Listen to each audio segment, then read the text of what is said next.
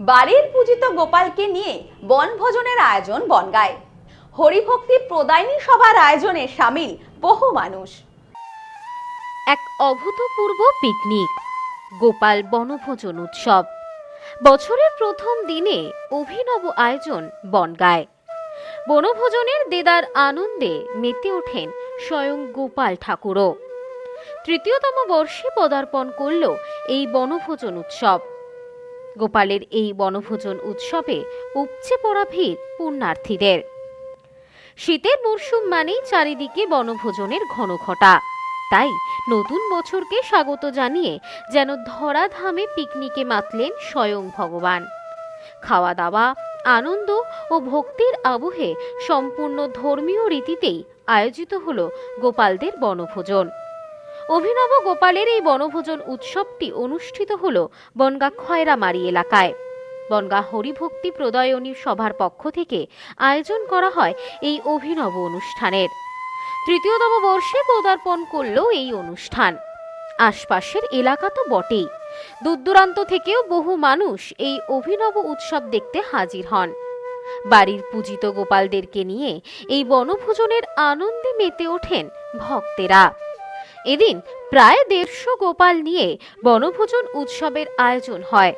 শীত বস্ত্র ও সোয়েটার পরিহিত হরেক রকমের গোপালের উপস্থিতিতে উৎসব প্রাঙ্গণ হয়ে ওঠে রঙিন। রান্নায় ছিল নানান ধরনের সুস্বাদু নিরামিষী পদ। প্রসাদ হিসেবে লুচি, খিচুড়ি, পায়েস, বিভিন্ন ধরনের মিষ্টি, একেবারে এলাহি আয়োজন। বনভোজন চলাকালীন ভক্তিমূলক পরিবেশে হরিনাম সংকীর্তন ও অনুষ্ঠান অনুষ্ঠিত হয়। গোপালদের খাওয়ানো ও সেবার পাশাপাশি ভক্তদের জন্য ছিল প্রসাদ গ্রহণের ব্যবস্থা। এই আয়োজন করতে পেরে খুশি আয়োজকেরাও। আগামী দিনে এমন ধুমধাম করে গোপালের বনভোজন উৎসবের আয়োজন হবে বলে জানান আয়োজকেরা। এই বিষয়ে সংগঠনের সম্পাদক জয়দেব কুণ্ডু জানান, বিগত 3 বছর ধরে আমরা এই গোপালের বনভোজন মহোৎসবের আয়োজন করে আসছি শ্রী শ্রী হরিভক্তি প্রদায়নীর পক্ষ থেকে। এই বছর 150 গোপাল নিয়ে এই বনভোজনের আয়োজন করা হয়।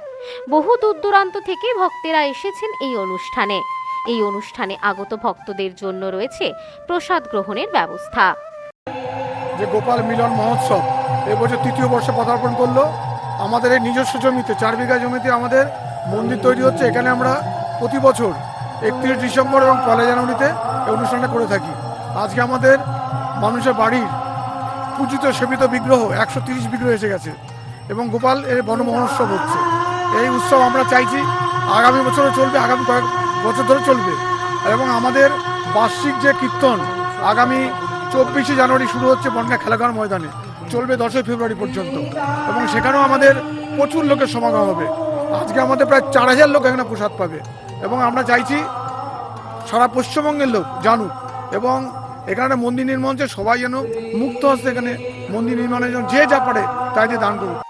গোটা অনুষ্ঠান ঘিরে ভক্তদের ভিড় ছিল চোখে পড়ার মতো। নতুন বছরের প্রথম দিনে ভক্তি, আনন্দ মিলেমিশে এক মহামিলন উৎসবে পরিণত হয়েছে। এই বিষয়ে সংগঠনের সভাপতি বিনয় সিংহ বলেন, আমরা গত কয়েক বছর ধরে বছরের প্রথম দিনে এই আয়োজন করে আসছি। আমরা এই গোপাল চড়ুই ভাতে বা গোপাল মিলন মেলার অনুষ্ঠান করেছি। এটা 3য় বার্ষিক অনুষ্ঠান। যথেষ্ট সারা এলাকার মানুষের আজকে 129 হয়ে গেছে, 130 গোপাল আমাদের এখানে পৌঁছে গেছে এবং এই আনন্দ মেলা আমরা বছরের ইংরেজি বছরের প্রথম দিনেই বরাবরই করি এবং পরবর্তীতেও ওই 1 তারিখে এই অনুষ্ঠান অনুষ্ঠিত হবে। যথেষ্ট সাড়া আছে এই গোপাল মেলায়। আমরা আশা রাখব আগামী দিনেও এলাকার মানুষ এটাকে খুব ভালো মনে নেবেন। সব্যসাচী ভট্টাচার্যের report, news no man's land, Bongaon.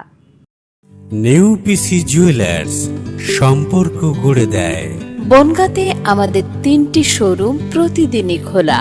New PC jewellers, Bongaon বাটার মোড়। New PC jewellers branch Kumudini স্কুলের বিপরীতে। New PC jewellers beauty, Motiganj, Hatkhola. আমাদের এখানে সোনা কিনুন পেপারের দামে।